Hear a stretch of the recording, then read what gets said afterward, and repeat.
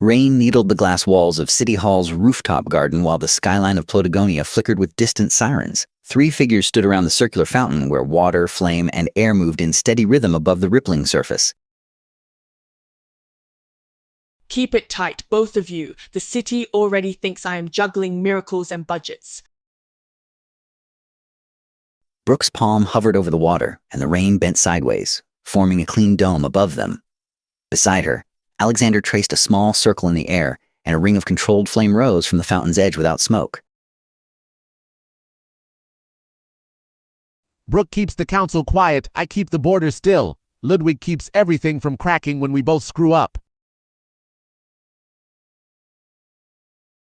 Ludwig's fingers tapped a slow pattern on the stone rim, stirring a steady spiral of wind that kept the fire in check and the water smooth. The 3 elements flowed together in sync, their movements practiced, almost routine in the dark garden. You two generate the trouble. I just make sure it does not echo into history too loudly.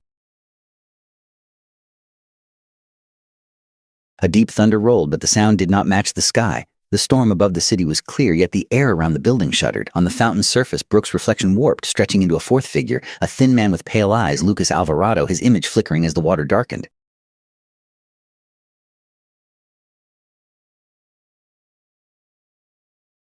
The warped reflection of Lucas Alvarado sharpens in the darkened fountain as the air vibrates around them.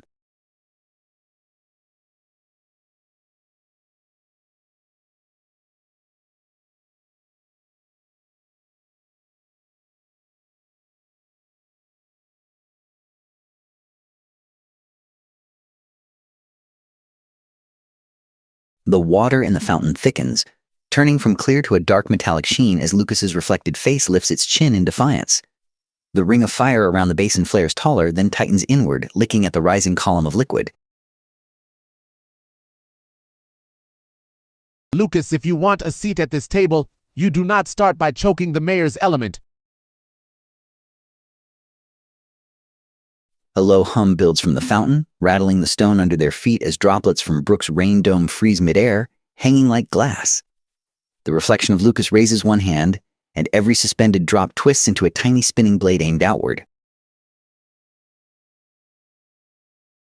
This is not a demonstration now, Lucas. This is a threat, and threats against triads tend to end badly for the inventor.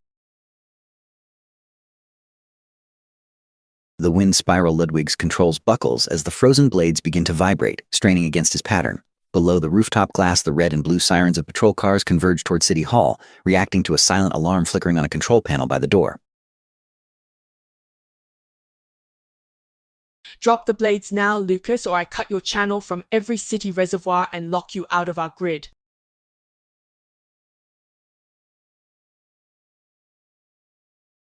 The fountain hum peaks, the spinning water blades tense toward release as sirens close in below and Lucas's reflection smirks up at them.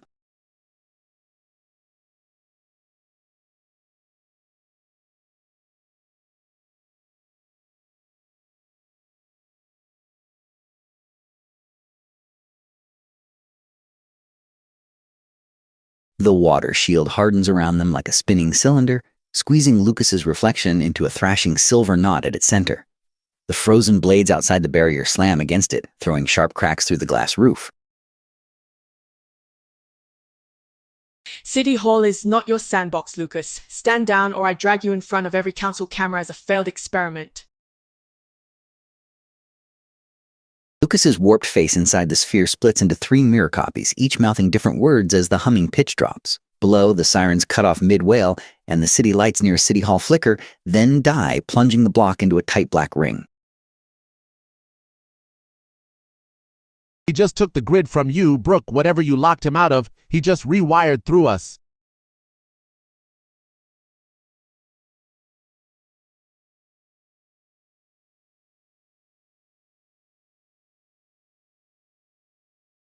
He is drawing my field through you. If you keep that cage up, he cooks me from the inside first. Ludwig's wind spiral snaps, and the frozen blades outside the shield drop, then rise again on their own, points turning toward the rooftop door as heavy boots pound up the stairwell. Inside the shield, Lucas's three faces merge into one calm expression as he lifts an invisible hand and a hairline crack crawls through Brooke's water barrier.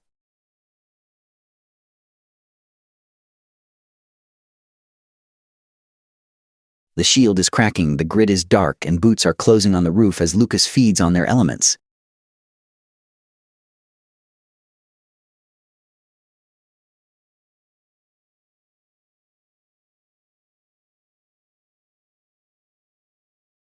Wind punches through the cracking water shield in a violent column, shredding Lucas's silver knot and hurling it upward through the ruptured glass roof into the open storm. Shards of glass rain back down around them as the fountain collapses flat, leaving Brooke, Alexander, and Ludwig crouched in the sudden, buzzing dark. Next time you want someone gone, Brooke, remind me to bring earplugs and a will.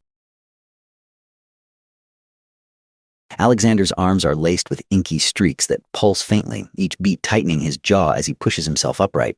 The wind around Ludwig stutters once, then falls still, leaving the rooftop heavy and airless as the dark ring of dead city encircles City Hall below.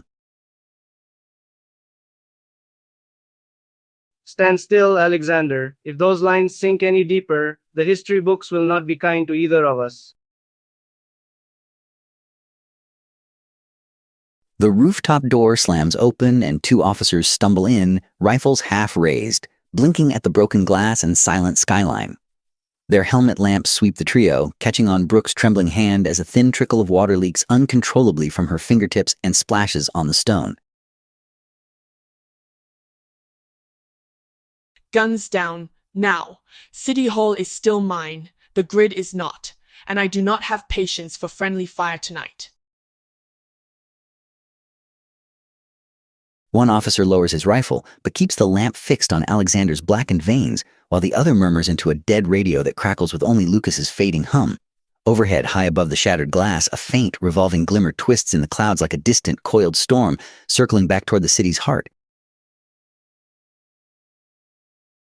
The officers hover in the doorway, radios dead and rifles uncertain, while Alexander's veins pulse darker, and that strange glimmer turns slowly above the city like a searching eye.